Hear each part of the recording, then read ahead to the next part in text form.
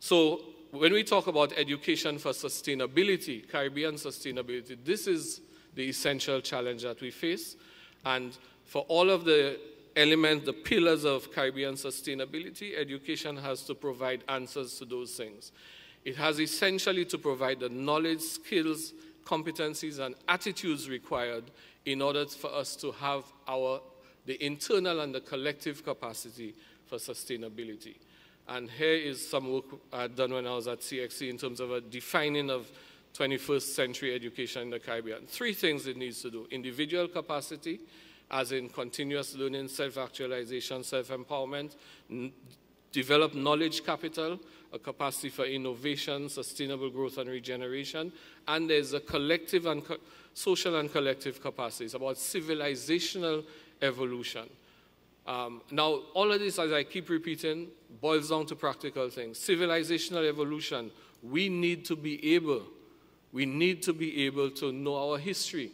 There are Caribbean students who have never heard of Eric Williams. They have never, people in law, this is an actual fact said to me by a lecturer who's present, Dr. Grenard.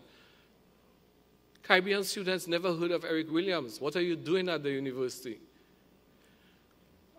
And then, all of the elements. So everything we've spoken about, communication skills, technology, etc., is part of this mix.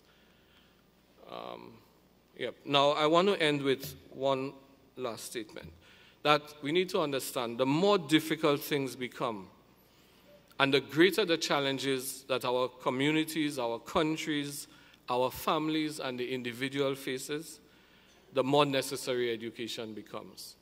There is no future that we can imagine. There is no potential that we can visualize, and there is no sustainable livelihood that we can cultivate without education. Thanks.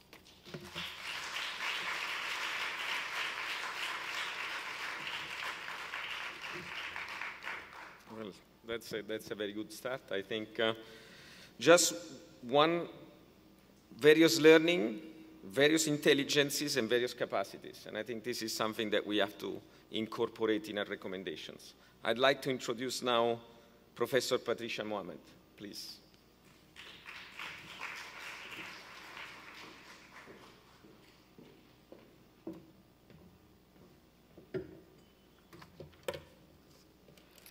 Colleagues and friends, good morning. Disruption is not new to gender. It is par for the course. It should be manifestly clear to all now that gender advocates have the same goals, the same desire for self-sufficiency of nations, for equitable income distribution, for freedom from crime, for enhanced quality of social and sexual lives, and for value-added surpluses in production. Perhaps the first leap of faith that this forum might want to take is to see the struggle for gender equality as a collaborative rather than antagonistic one between men and women. And let us move on from the quibble about terminology. By gender, I am referring to the optimum social organization of sexual difference in society. And to remind you that both men and women possess gender. It is not a woman thing. I want to refer back to the title I originally proposed, which speaks to me more directly, and my apologies to Minister Dukaran on this. I had suggested a title, Gender Accounting, the Cost to Caribbean Nations of Ignoring Gender. I am nonetheless agreeing implicitly with the reframing by the organizers to gender deficit, the challenge for social sustainability. Why am I doing this? I think gender has not found the language that communicates sufficiently in the public sphere. I want to propose another step in the marriage of private and public gender. How might we quantify gender as a basket of marketable goods that we can add to the social sustainability shopping list for our societies? Reproducing the economy has always been given ascendancy over the reproduction of society. But this is a false dichotomy, as society itself reproduces the economy. When the social structure of society breaks down, the economic is at risk. The language of gender has largely been that of social inclusion. Much of gender's engagement with the state in the Caribbean over the last 3 to 4 decades has been couched in human rights arguments, particularly in regard to legislative change or policy initiatives in gender violence, employment, and sexual and reproductive health of women, on LGBT rights, and in masculinity around the marginalization of men, male underperformance in education, and youth and criminality. I think the time has come for gender practitioners to take another step. How do we convert the problematics of gender into the metrics that planners, policymakers, economists, statisticians, politicians, accountants, media, and the man and woman in the street can quickly grasp? When economists refer to the opportunity cost of a resource, they mean the next highest valued alternative use of that resource. What is the fallout opportunity cost of a gender deficit? The fallout cost impacts of gender and sexual identity, for instance, the fallout of gender discrimination, the threats or incidents of gender or sexual violence that we live with on an everyday basis, and the particular burdens that is borne by masculinity.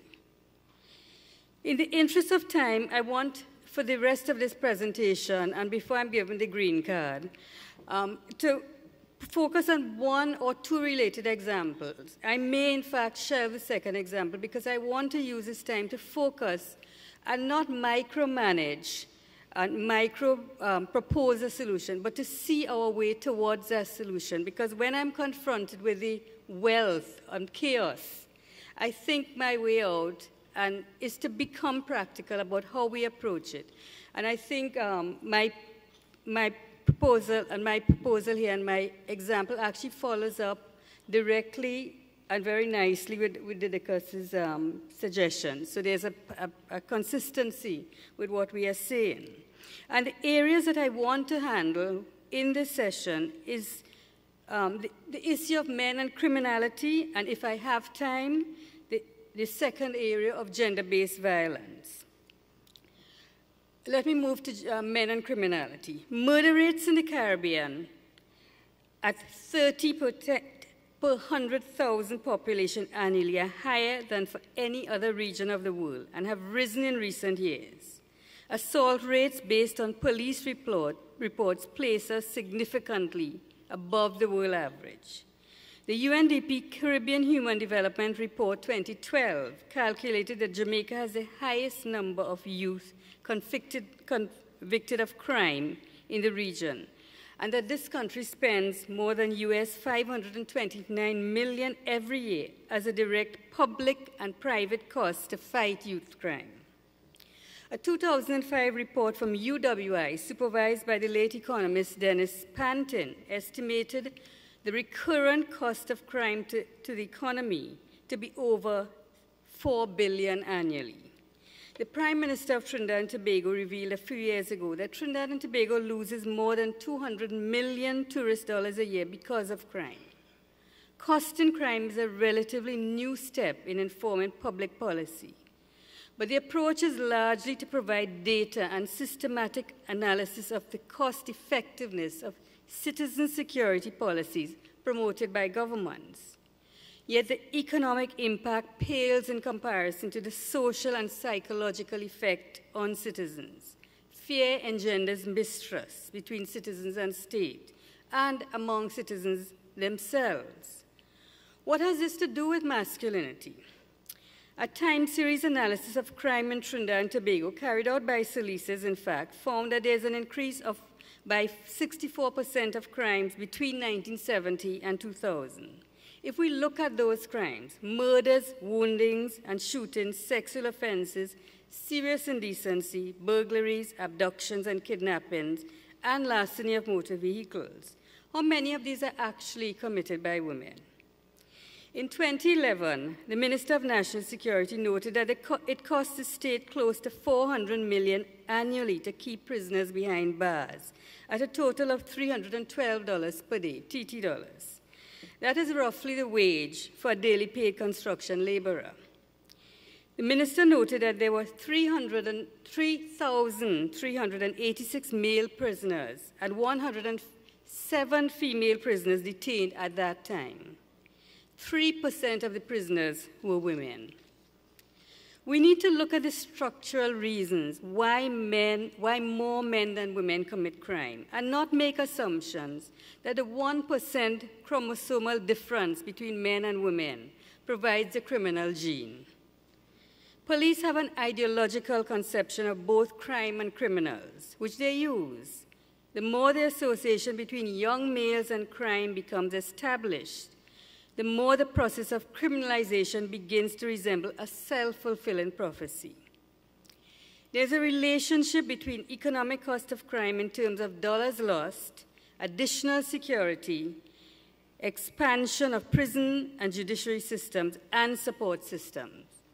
Adding to this is a link between male underperformance in education and the increase in youth and crime, all of which have been lumped together as a crisis of masculinity in the region. Among the quick fixes that have been proposed are positive discrimination to increase male participation in schooling, and to blame women's absence from the homes as one of the primary reasons for male delinquency. Now, this situation of male and of increasing youth disaffection and criminality has been slowly erupting for at least 2 decades, and the same solutions are proposed: increased policing and prison cells. But clearly, this is not the solution. There is no magic solution to social problems, and those social problems that have emerged organically because the gender system itself has undergone change. The technologies of production have changed. We have transformed. The sexual division of labor has changed. And yet we still assume a fixed role for men and women, and a fixity of a system that no longer exists. I think we need to seek other solutions to these problems, and I want to propose a few areas as a solution, but a few ways of thinking through the problem differently. One, I think we need to calculate the real cost to the society of losing disciplined, skilled workers in trades and professions of all kinds. What would be their contribution to society if this group became productive and creative citizens rather than criminals under or underemployed? I think we've been asking the wrong questions. Crime is a big business. There are security companies which employ men, the police, legal and judiciary services, prisons, prison services, you name it. One of the largest employers of the state are those areas. Who are the major beneficiaries of crime? Not the young men whose lives and that of their families get traumatized by their career choices. Who is behind this sophisticated organization of corruption and complex crime, which involves the use of young men? The second and a more complex idea I want to put forward, and perhaps where gender thinks itself through that philosophical base of how you transform and how you create change, is the imperative behind that gender dynamic